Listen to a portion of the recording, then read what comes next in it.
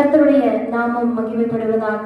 இந்த நாளிலும் இந்த உபவாச கூடுகையிலும் உங்களோடு கூட சேர்ந்து கர்த்தரை ஆராதிப்பதில் எனக்கு மிகவும் மகிழ்ச்சியாக உள்ளது. மனுஷனால் கூடாததுதான், ஆனால் என் தேவனால் எல்லாம் கூடும். எனவே இந்த வசனத்தை தான் என்று நாம் பாடலாக நாம் பாடப் போகிறோம். கூடுமே எல்லாம் கூடுமே என்ற பாடலை பாடி கர்த்தருடைய நாமத்தை நாம் மகிமைப்படுத்துவோமா?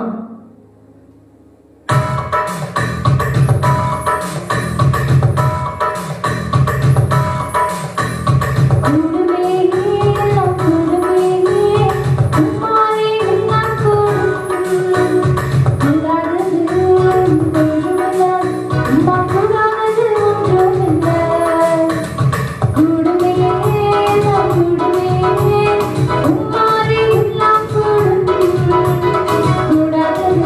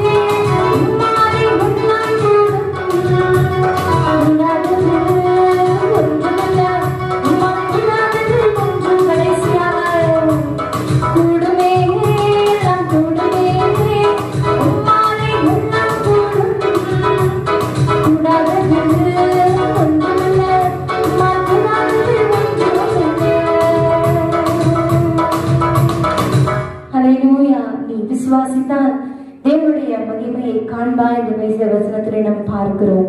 எனவே தேவன் மீது வைத்திருக்கிற விசுவாசம் எந்த அளவுக்கு உயர்ந்து இருக்கிறதோ அந்த அளவிற்கு அந்த பலனை என்னுடைய கண்களால் பார்க்க முடியும். இப்பொழுது கூட என்னோட கூட சேர்ந்து எனக்காகவே யாவையும் செய்து முடித்தீர், நன்றி நன்றி ஐயா என்ற பாடலை நாம் எல்லாருமாக சேர்ந்து பாடி நாரதை நிறைவு செய்வோமா? எல்லாரும் என்னோட கூட சேர்ந்து இந்த பாடலை நாம் பாடுவோம்.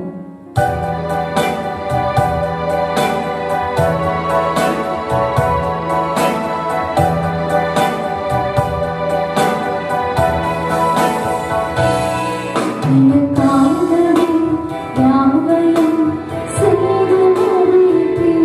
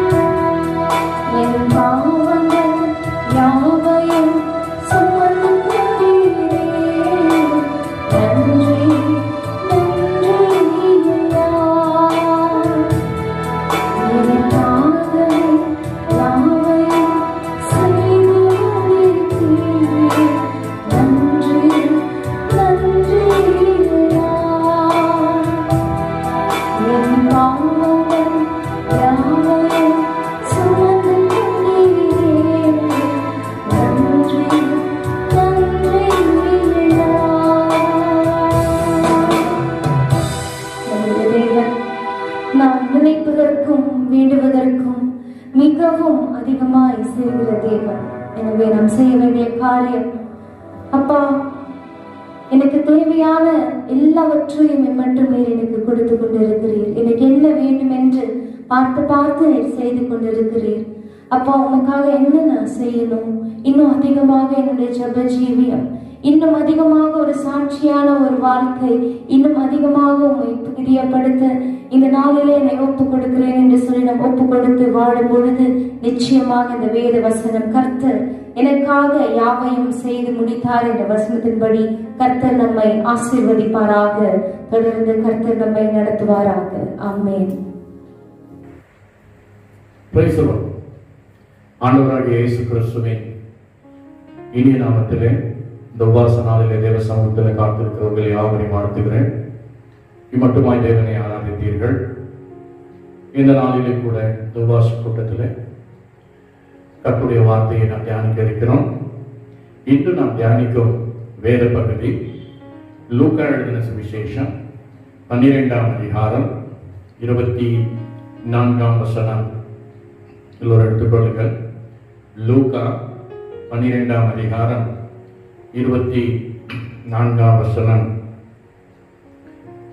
காகங்களை கவனித்து பாருங்கள், அவைகள் விதைக்கிறதும் இல்லை, அறுக்கிறதும் இல்லை, அவைகளுக்கு பண்டசாலையும் இல்லை, களஞ்சியம் இல்லை. இல்லாவிட்டாலும் அவைகளையும் தேவன் பிழைப்பூட்டுகிறார். பறவைகளை பார்க்கிலும் நீங்கள் எவ்வளவோ விசேஷித்தவர்களாய் இருக்கிறீர்கள்.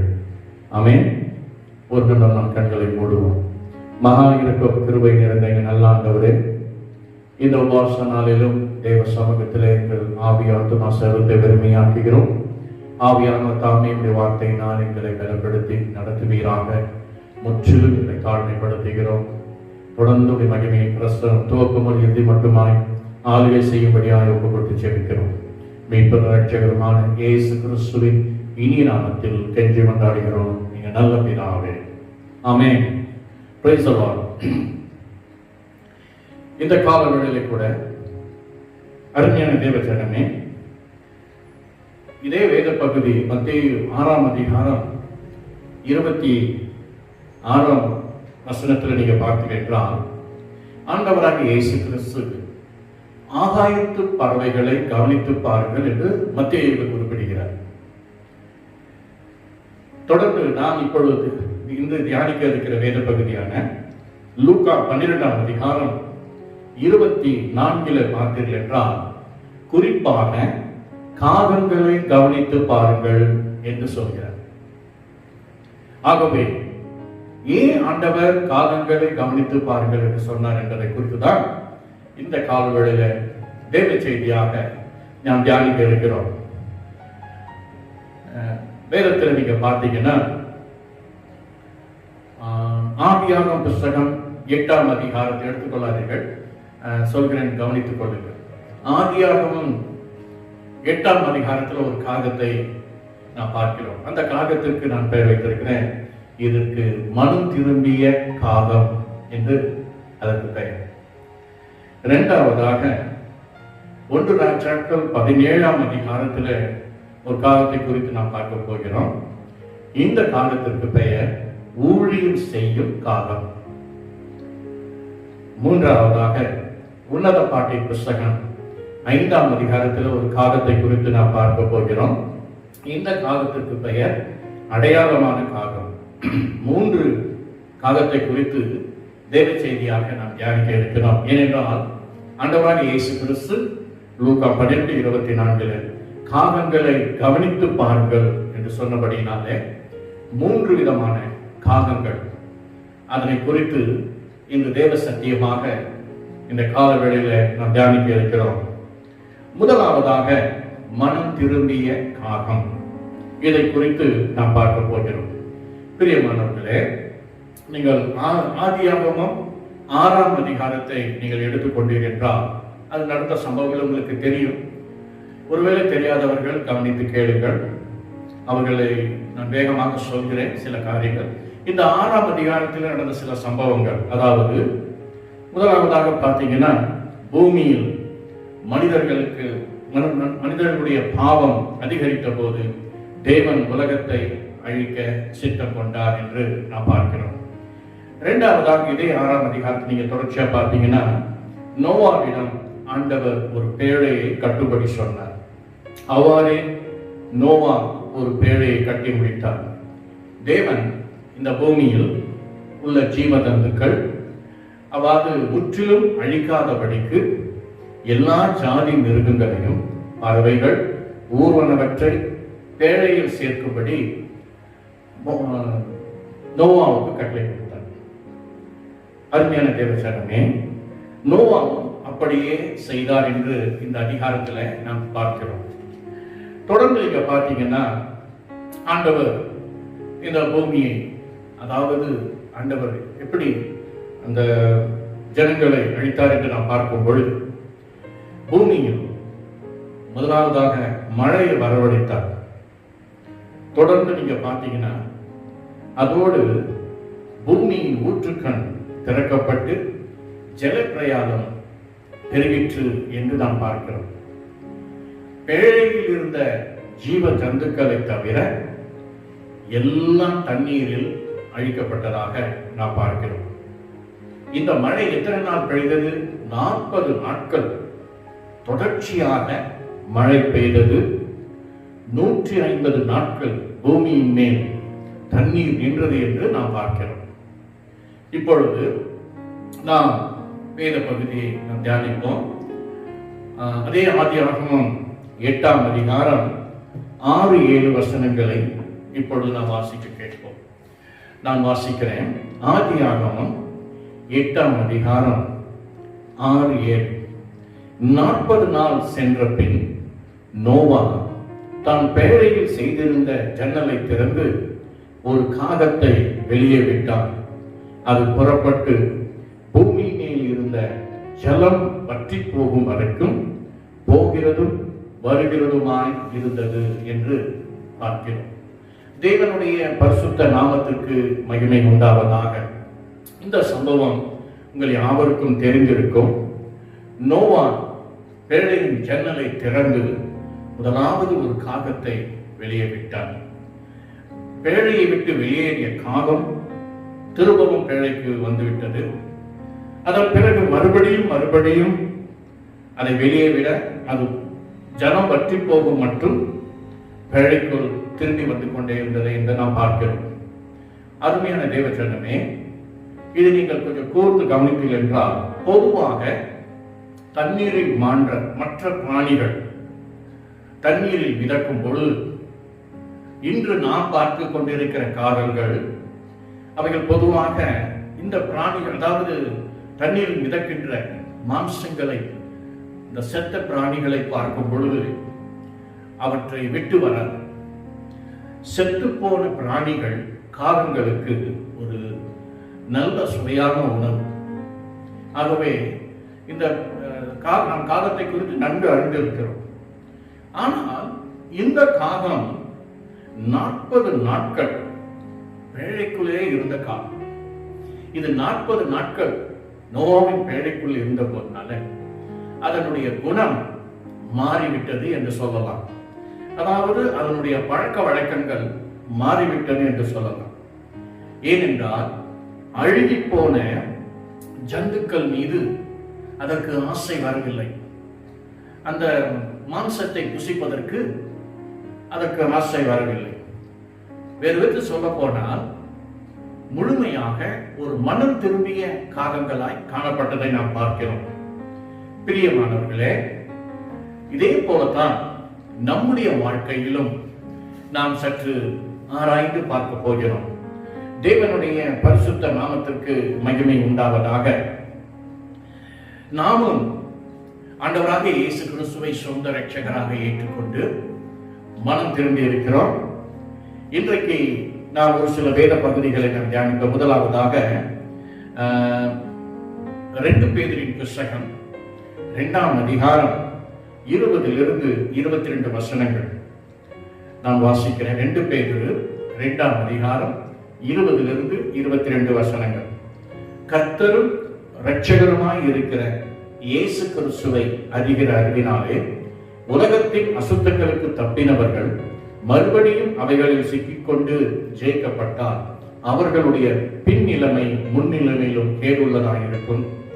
அவர்கள் நீதி மார்க்கத்தை அறிந்த பின்பு தங்களுக்கு ஒப்புவிக்கப்பட்ட பரிசுத்த கற்பனை விட்டு விலகுவதை பார்க்கிலும் அதை அறியாதிருந்தார்கள் அவர்களுக்கு நலமாயிருக்கும்.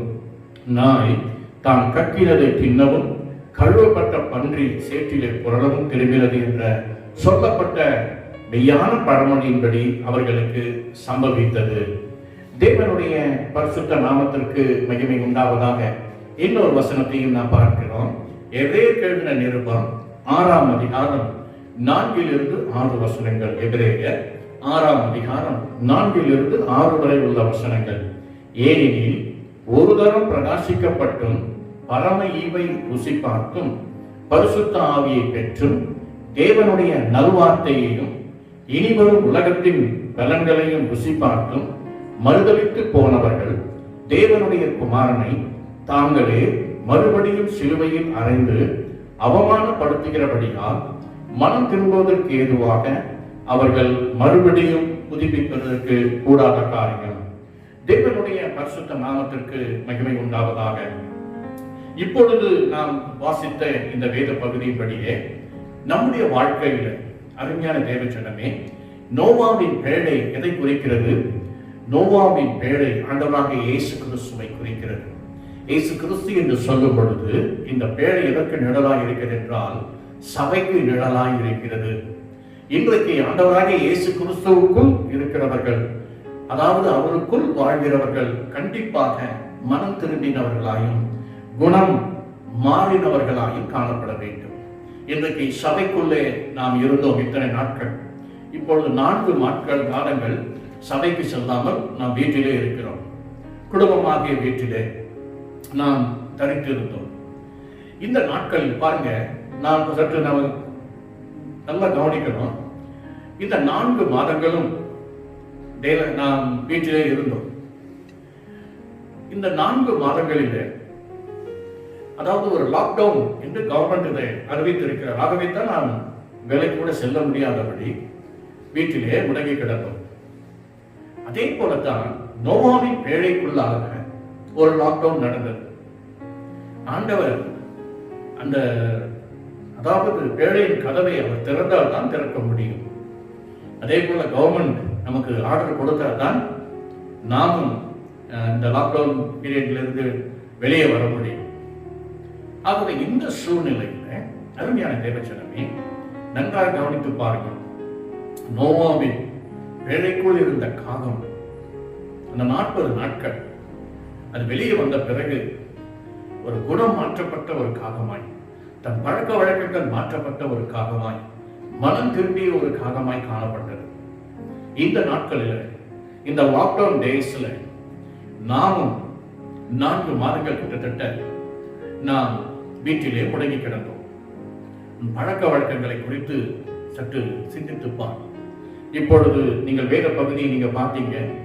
2 பேரின் புஸ்தகம் 2ஆம் அதிகாரம் 20-22, எபிரேயர் 6ஆம் அதிகாரம் 4-6 வசனங்கள். நீங்கள் வீட்டிலே அமைதியாக இதை தியானித்து பாருங்கள். நாம் ரட்சிக்கப்பட்டிருக்கிறோம். ஜீவனுள்ள தேவன் யாருன்னு நாம் அறிந்திருக்கிறோம். ஆகவே நாம் எந்த விதத்திலும் மீண்டும் துணிகரமான பாவங்களுக்கு, துணிகரமான காரியங்களை செய்து தேவனை விட்டு மறுதளிக்கிறவர்களாய் இராமல் நம்மை காத்துக்கொள்ள வேண்டும் என்று இந்த வேத வசனம் நமக்கு எச்சரிப்பாக சொல்கிறது.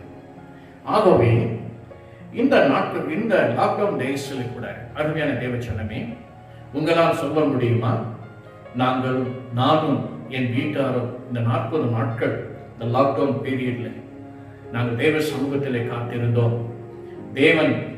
தேவனால் எங்கள் தேவன் எங்களுடைய வாழ்க்கையில அநேக காரியங்களை செய்தார். நாங்கள் எங்களுடைய பழக்க வழக்கங்களில் ஒரு மாற்றம் உண்டு. இன்றைக்கு நாங்கள் முழுமையாக ஒரு மனம் திரும்பினவர்களாக, தேவனுடைய குணாதிசயங்களை உடையவர்களாக நாங்கள் காணப்படுகிறோம். இது எங்களுக்கு ஒரு ஆசீர்வாதமாக இருந்தது என்று உங்களால் சொல்ல முடியுமா? நம்ம கவனிங்க. ஏதோ நோவாவின் லாக்டவுன் நாம் பார்க்கிற அந்த நோவின் காலத்தில் இருந்த லாக்டவுன் போல்தான் இந்த நாட்களில் இன்றைக்கும் ஒரு கூட்ட மக்கள் அழிந்து கொண்டிருக்கிறார்கள். இந்த வைரஸ்னால் அநேகர் பாதிக்கப்பட்டுக் கொண்டிருக்கிறார்கள்.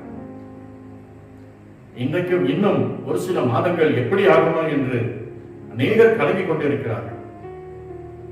இந்த இப்படிப்பட்ட லாக்டவுன் டேஸ்ல அருமையான தேவச்சனமே, இந்த நோவாவின் வேளைக்குள் இருந்த காகம் மனம் திரும்பி அதனுடைய குணாதிசயங்கள் எல்லாம் மாற்றப்பட்டு அது எப்படி முற்றிலுமாக ஒரு தேவனை கீழ்ப்படிந்து நடந்ததோ அதே போன்று இன்றைக்கு நாம் இந்த லாக்டவுன் பீரியட்ல ஒரு மனம் திரும்பி நம்முடைய குணாதிசயங்கள் எல்லாம் தேவனை மகிமைப்படுத்தக்கூடியதாக இருக்கிறதா? சற்று நிதானித்து பாருங்கள். இரண்டாவதாக நாம் பார்த்தோம், ஆண்டவர் சொன்ன காலங்களை கவனித்து பாருங்கள் என்று சொல்கிறதை நாம் பார்க்கிறோம். இரண்டாவதாக ஊழியம் செய்யும் காலம். இதனை குறித்து கூட உங்களுக்கு தெரிந்திருக்கும். 1 ராஜாக்களின் புஸ்தகம் 17ஆம் அதிகாரம், 1 ராஜாக்கள் 17ஆம் அதிகாரம் நான் வாசிக்கிறேன். உங்களுக்கு தெரிந்திருக்கும் 2 to 6 வரை உள்ள வசனங்கள். 1 ராஜாக்கள் 17 2 to 6 வரை உள்ள வசனங்கள். பின்பு கர்த்தருடைய வார்த்தை அவனுக்கு உண்டாயிற்று. அவர், நீ இவ்விடத்தை விட்டு கீழ் திசையை நோக்கி போய் யோர்தானுக்கு நேராக இருக்கிற கேரேத் ஆற்றண்டையில் ஒளிந்து கொண்டிரு. அந்த ஆற்றின் தண்ணீரை குடிப்பாய். அங்கே உன்னை போஷிக்க காகங்களுக்கு கட்டளையிடுவேன் என்றார். அவன் போய் கர்த்தருடைய வார்த்தையின்படியே யோர்தானுக்கு நேராக இருக்கிற கேரேத் ஆற்றண்டையில் தங்கியிருந்தான். காகங்கள் அவனுக்கு விடிய காலத்து அப்பமும் இறைச்சியும் சாயங்காலத்தில் அப்பமும் இறைச்சியும் கொண்டு வந்தது. தாகத்திற்கு அந்த ஆற்றின் தண்ணீரை குடித்தான் என்று சொல்லப்பட்டிருக்கிறது. இது யாரை குறிக்கிறது? இது எலியாவை குறிக்கிறது. யாவருக்கும் தெரிந்திருக்கும்.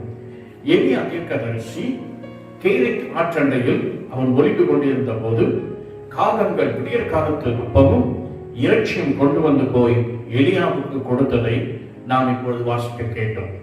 அருமையான தேவஜனமே, பொதுவாக ஒரு காகத்தினுடைய குணம் உங்கள் யாவருக்கும் தெரிந்திருக்கும். ஆனால் இந்த காகம் எப்படிப்பட்டதாக இருந்தது என்றால், நம்பர் 1, தேவனுடைய கட்டளையை இது நிறைவேற்றியது. 2வது, இது உண்மையாய் செயல்பட்டது. 3வது, இது நேரத்தை கடைபிடித்தது, சோர்வடையவில்லை. 4வதாக இச்சையடக்கத்தோடு இருந்தது. தேவனுடைய பரிசுத்த நாமத்திற்கு மகிமை உண்டாவதாக. அருமையான தேவச்சனமே, இந்த காலத்தை நாம் கவனித்து பார்த்தால் நாம் கற்றுக்கொள்ளக்கூடியது எவ்வளவோ உள்ளது. முதலாவது, அது தேவனுடைய கட்டளைக்கு கீழ்ப்படித்தது. தேவனுடைய பரிசுத்த நாமத்திற்கு மகிமை உண்டாவதாக. இன்றைக்கு நம்முடைய வாழ்க்கையில் எப்படி நாம் கர்த்தருடைய கட்டளைக்கு கீழ்ப்படிந்து நடக்கிறோம் சற்று ஆராய்ந்து பாருங்கள். தேவனுடைய காரியங்களில் நாம் எவ்வளவு உண்மை உள்ளவராக இருக்கிறோம் என்பதை சிந்தித்து பாருங்கள். இந்த நாட்களில் இந்த காகம் அதனுடைய முழு சுபாவம் மாற்றப்பட்டு முற்றிலுமாக தேவனுக்கு கீழ்ப்படிந்து உண்மை உள்ளதாய் சரியான நேரத்தை கடைபிடித்து அது செய்த ஒவ்வொரு காரியத்தையும் பாருங்கள். ஊழியத்திலும் இன்றைக்கு தேவன் நம்மிடத்துல உண்மையை எதிர்பார்க்கிறார். உன்னை ஊழியத்திற்கு அழைத்திருக்கிறார். அருமையான தேவச்சனமே, இந்த காகம் ஊழியம் செய்ததை போன்று நாமும் இன்றைக்கு ஊழியத்துல, கர்த்தர் நமக்கு கொடுத்த ஊழியத்துல உண்மையா இருக்கிறோமா? ஆண்டவருடைய கட்டளைப்படி நடக்கிறோமா? இந்த லாக்டவுன் பீரியட்ல நாம் வீட்டிலே இருந்தோம். எந்த அளவுக்கு தேவனுடைய கட்டளை கீழ்ப்படிந்து நடந்தீர்கள்? எந்த அளவுக்கு ஆண்டவருடைய ஊழியத்தை குறித்த ஒரு பாரம் உங்களுக்குள் இருந்தது? ஐயோ, இன்னும் திருச்சபை திறக்கப்படவில்லையே என்று ஊழியத்திற்காக இன்னும் நம்முடைய ஊழியங்கள் முடங்கி கிடைக்கிறதே, இந்த ஊழியங்கள் எல்லாம் ஆண்டவர் நடத்தப்பட வேண்டுமே என்று சொல்லி தேவ சமூகத்திலே முழங்காலிட்டு உண்மையாக நீங்கள் ஜெபித்திருப்பீர்களா? கர்த்தர் உங்களுக்கு கொடுத்த ஊழியத்தை குறித்து சற்று நினைத்து பாருங்கள். இந்த காகம் எலியாவை போஷித்தது. இன்றைக்கு கூட வேலை இல்லை, பணம், அதாவது வேலைக்கு சென்றால்தான் நமக்கு ஊதியம் உண்டு. வீட்டிலே நெருக்கடியான ஒரு சூழ்நிலை. நான் என்ன செய்வேன்? ஆண்டவரே, வேலை இல்லையே, தேவையான பணம் இல்லையே, என் பிள்ளைகள் குடும்ப சூழ்நிலைகள் ஒருமையிலே காணப்படும் என்று சொல்லி கலங்கிக்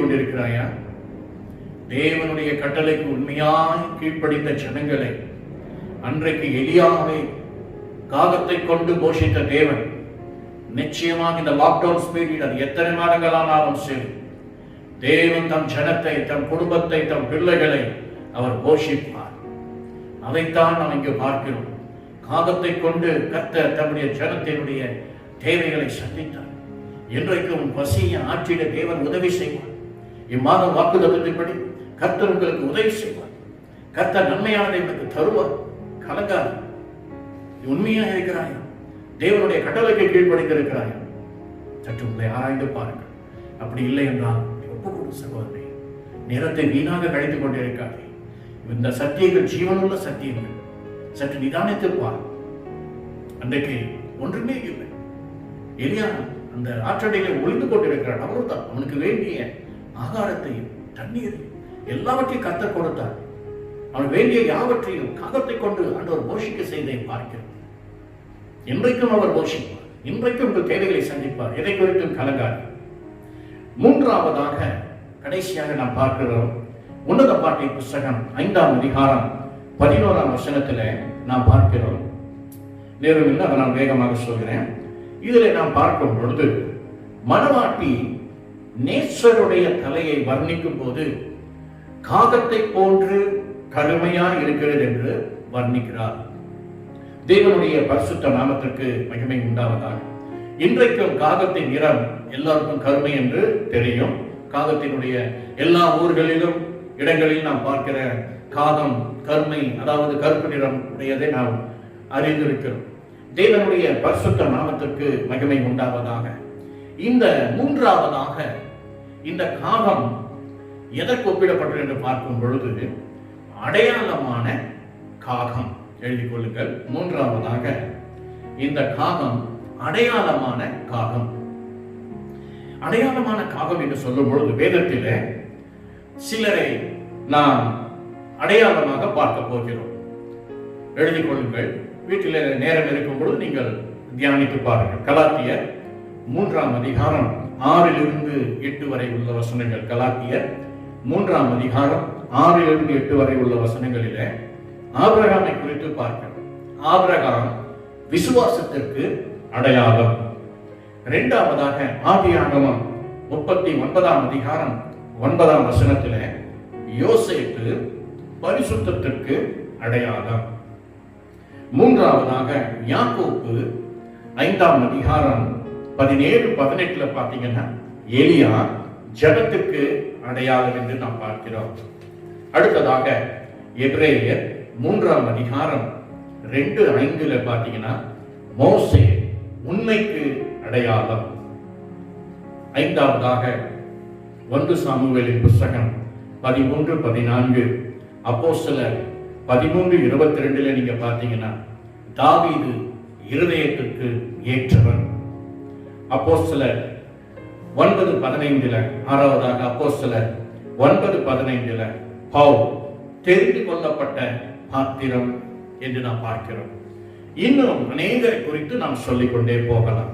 பிரியமானவர்களே, இவர்கள் வேதத்தில் அடையாளம் என்று சொல்லப்பட்டிருக்கிறது. மூன்றாவதாக நாம் இந்த காகத்தை கவனித்து பார்க்கும் பொழுது இது அடையாளமான காகம் என்று சொன்னேன். இன்று நாமும் எதற்கு அடையாளமாக இருக்கிறோம்? ஜெபிப்பதில், பாடுவதில், பிரசங்கிப்பதில், ஊழியத்தில், கொடுப்பதில், தானம் தர்மம் செய்வதில், அன்பு பாராட்டுவதில், மன்னிப்பதில், இப்படியாக இவைகளில் ஏதாவது ஒன்றிலாவது நாம் அடையாளமாக இருக்கிறோமா?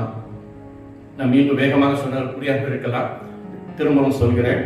ஜெபிப்பதில், பாடுவதில், பிரசங்கிப்பதில், ஊழியத்தில், கொடுப்பதில், தான தர்மங்கள் செய்வதில், அன்பு பாராட்டுவதில், மன்னிப்பதில், இப்படியாக இவைகளில் ஏதாவது ஒன்றிலும் அடையாளமாக இருக்கிறோமா என்று நாம் பார்ப்போம்.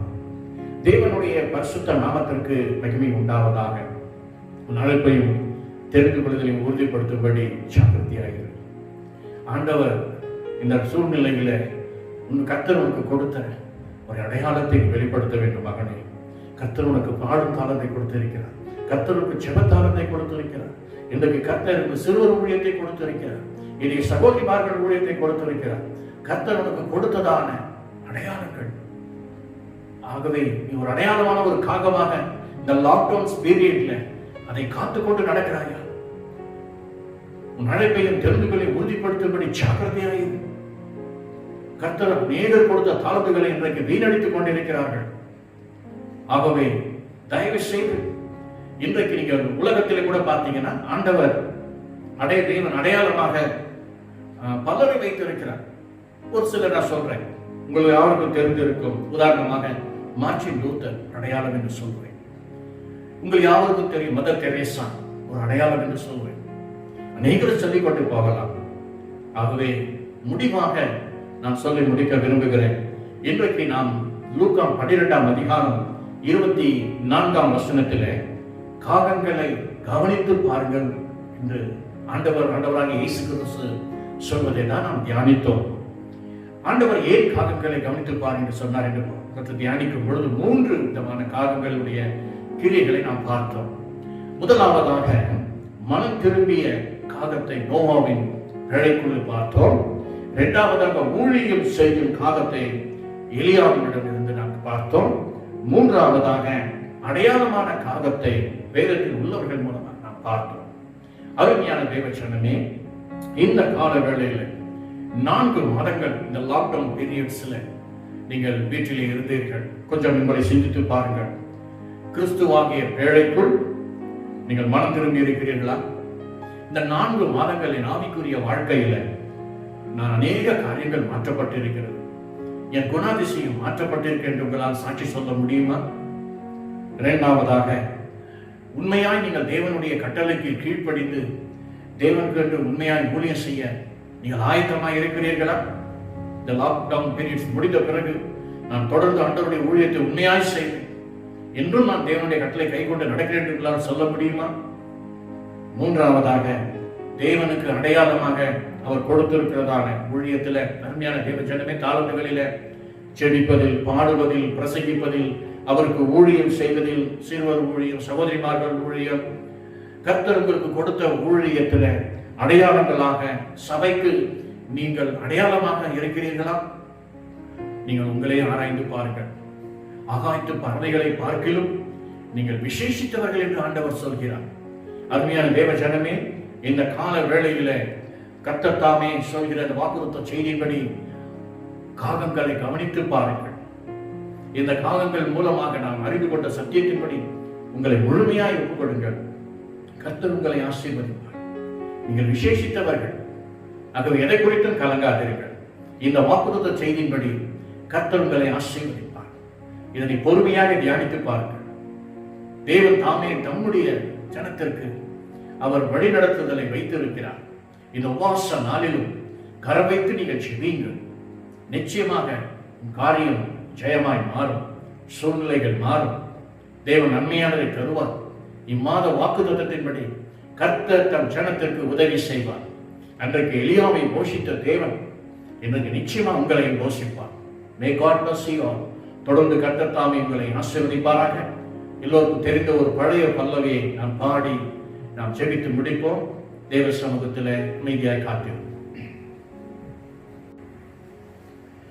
விசுவாசத்தினால் நீதிமான் பிழைப்பான், விசுவாசியை பதறாதே. விசுவாசத்தினால் நீதிமான் பிழைப்பான், விசுவாசியை பதறாதே. கலங்காதே திகையாதே விசுவாசியே, கலங்காதே திகையாதே விசுவாசியே. கல்வாரி நாயகன் கைவிடாதே, கல்வாரி நாயகன் கைவிடாதே. விசுவாசத்தினால் நீதிமான் பிழைப்பான், விசுவாசியை பதறாதே. விசுவாசத்தினால் நீதிமான் பிழைப்பான், விசுவாசியை பதறாதே. தந்தை தாய் உன்னை வெறுத்திட்டாலும், வந்த பாசங்கள் அருந்திட்டாலும், இந்த காண்கிட்ட தேவன் நம்மை சொந்த கரங்களால் அணைத்துக் கொள்வார். கலங்காதே திகையாதே விசுவாசியே, கலங்காதே திகையாதே விசுவாசியே. கல்வாரி நாயகன் கைவிடாதே,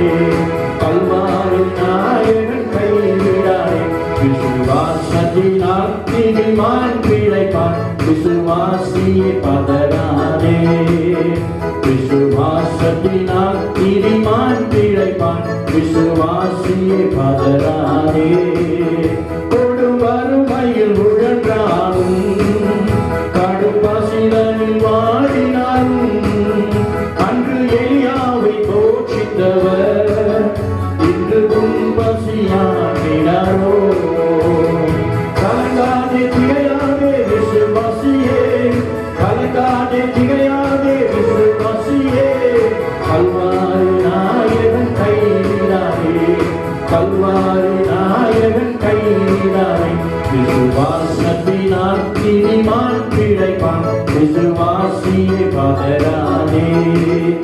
விசுவாசத்தினால் நீதிமான் பிழைப்பான். விசுவாசியே பதறாதே. நாம் ஜெபிப்போம். எல்லாரும் கண்களை மூடி தேவ சமூகத்திலே காத்திருப்போம்.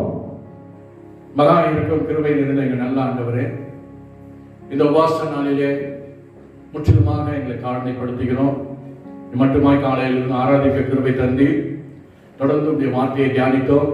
தேவன் தாமே காலத்தை கவனித்துப்பார்கள் என்று ஆழ்ந்த சத்தியங்களை நீ போதித்து இந்த நாட்களிலே இந்த சத்தியங்கள் மூலமாக இந்த லாக்டவுன் பீரியட்ல நாங்கள் என்ன செய்ய வேண்டும், தேவரே எங்களுக்கு வைத்திருக்கிறதான ஆழமான சத்தியங்களை குறித்து நீர் எங்களோடு கூட இடைப்பட்டு அதற்காக நமக்கு நன்றி செலுத்துகிறோம். இந்த நாளிலே கூட ஆண்டவரே அப்பா, இந்த லாக்டவுன் பீரியட்ல 4 மாதங்களும் ஒருவர் கூட திருச்சபை விசுவாசிகள் இந்த நாட்களை வீணடிக்காதபடி தேவன் தாமே ஒவ்வொருவரையும் நீர் பலப்படுத்தி இந்த சத்தியங்களின்படி ஒவ்வொருவரையும் நீர் ஆயத்தப்படுத்தும்படியாக ஒப்புக்கொண்டு செபிக்கிறோம். அன்றைக்கு ஆண்டவரே நோவாவின் பேழைக்குள்ளே ஒரு லாக்டவுன்ஸ் நாங்கள் பார்த்தோம் ஆண்டவரே. அந்த நாட்களிலே அப்பா, அந்த 40 நாட்கள் அந்த பேழைக்குள் இருந்த காகம் மனம் திரும்பியதை போன்று இந்த லாக்டவுன் பீரியட்ல திருச்சபை விசுவாச குடும்பங்களிலே அப்பா, உங்களுடைய பிள்ளைகள் குணம் மாற்றப்பட்டவர்களாக, மனம் திரும்பினவர்களாக, உண்மையாய் உமக்கென்று சாட்சியுள்ள பிள்ளைகளாய் வாழத்தக்கதாக இந்த லாக்டவுன் பீரியட் முடிந்த பிறகு சபைக்கு வரும்பொழுது ஒரு சாட்சியுள்ள ஜீவியத்தை உடையவர்களாக விளங்க வேண்டும் என்று இந்த காலவேளை ஒப்புக்கொண்டு செபிக்கிறோம். இரண்டாவதாக இந்த காகம் எலியாவுக்கு ஊழியர் செய்ததை நாம் பார்க்கிறோம். அதே போல இந்த லாக்டவுன் பீரியட்ல இருக்கிற ஒவ்வொரு விசுவாச குடும்பத்தாரும் ஆம்ராஜா இந்த நாட்களிலே அப்பா உமக்கென்று ஊழியர் செய்கிறவர்களாய் மகிழ்படுத்த நீ கிருபைத்தார். இன்றைக்கு கூட இந்த லாக்டவுன் பீரியட்ல ஆண்டவரே வேலை இல்லாமல், சரியாக ஆதாரம் இல்லாமல், வருமான குறைவினால் காணப்படுகின்ற ஒவ்வொருவரையும் இந்த கால வேளையில எலியாவை போஷித்த என் ஆண்டவர், காகத்தை கொண்டு போஷித்த தேவன் இம்மாதம் வாக்குத்தத்த செய்திப்படி நீர் இம்மாதம் உதவி செய். ஒவ்வொரு குடும்பங்களுக்கும் நன்மையானது நீ கட்டளையிட்டு தருகிறதுக்காக ஸ்தோத்திரிக்கிற ராஜ்யம். மூன்றாவதாக இந்த காகம் ஆண்டவரே நாங்கள் பார்த்தோம், ஒரு அடையாளமாக இருக்கிறது என்று நாங்கள் பார்த்தோம். வேதத்தின் அநேக பரிசுத்தவான்கள் அடையாளமாக உள்ளதை நாங்கள் தியானித்தோம்.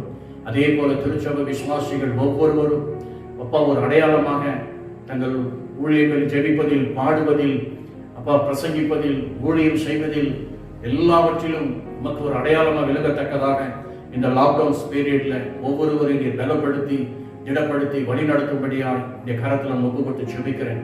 ஆசீர்வதிங்க, வழி நடத்துங்க. ஒருவர் கூட வீணடிக்காதபடி இந்த நாட்களை பிரயோஜனப்படுத்திக் கொள்ள கிருபை தாங்கப்பா. இந்த மகிமையான சத்தியத்துக்குள் அடைந்திருக்கிற ஆழமான தேவ ரகசியங்களை பிடித்துக் கொள்ள நீர் கிருபை தாரும். இயேசு கிறிஸ்துவின் கல்வார் ரத்தத்தினாலே ஒவ்வொருவரும் நாங்கள் வேலி அடைக்கிறோம். அன்றைக்கு நோவாவின் பேழைக்குள் இருந்தவர்கள் அப்பா காக்கப்பட்டது போல இன்றைக்கு கிறிஸ்துவாக பேழைக்குள் சபைக்குள் இருக்கிற திருச்சபை விசுவாச குடும்பங்கள் ஒவ்வொருவரையும் நீர் பாதுகாத்து வழிநடத்த போயிருக்காய் சோதரர். ஒருவர் கூட ஆண்டவரே ஆம்ராட்சி அந்த சூழ்நிலைகளிலே சிக்காதபடி அப்பா உடைய பிள்ளைகள் ஒவ்வொருவரையும் இந்த பிழைக்குள் நீர் காத்து நடத்த போயிருக்காய் சோதரிக்கிறோம். ஒரு விசேஷ பாதுகாவலை கட்டளிட்டு தாங்க, வழி நடத்துங்க. முற்றிலும் எங்களை தாழ்மைப்படுத்துகிறோம். தேவதாமே இந்த நாளில யாரெல்லாம் என்னென்ன காரியங்களுக்கு வாசித்து ஜெபிக்கிறார்களோ அந்த காரியங்களை வாய்க்க செய்யும். தொடர்ந்து நாங்கள் ஒவ்வொரு நாளும் வாசித்து ஒவ்வொரு வாரமும் ஜெபிக்கிற அந்த குறிப்புகளுக்காக ஜெபிக்கிறோம். தேசத்திலே வெகு சீக்கிரத்திலே ஆம்ராஜ்யம் எங்கள் தேசம் விடுவிக்கப்பட, திருச்சபை ஆலயங்கள் அப்பா நாங்கள் விடுதலையாக ஆராதிக்க சீக்கிரத்தில் திரைக்கப்பட கர்த்தர் நீ கிருபை தர வேண்டுமா இந்த கரத்தில் ஒப்புக்கொண்டு ஜெபிக்கிறோம். தொடர்ந்து நீ மகிமையின் பிரசன்னம் ஆளுகை செய்யட்டும். எங்களை தாழ்த்துகிறோம், முற்றிலுமா இந்த கரத்தில் ஒப்புக்கொடுக்கிறோம். மீண்டும் ரட்சகரும் இயேசு கிறிஸ்துவின் இனிய நாமத்தில் கெஞ்சி மன்றாடுகிறோம் எங்கள் நல்ல பிதாவே. ஆமென், ஆமென். நம்ம எல்லாரும் சேர்ந்து சொல்லுவோம். என் ஆத்துமாவே கர்த்தரை ஸ்தோத்திரி, என் முழு உள்ளமே ஒரு பரிசுத்த நாமத்தை ஸ்தோத்திரி. என் ஆத்துமாவே கர்த்தரை ஸ்தோத்திரி, அவர் செய்த சகல உபகாரங்களையும் மறவாதே. ஆமென், ஆமென்.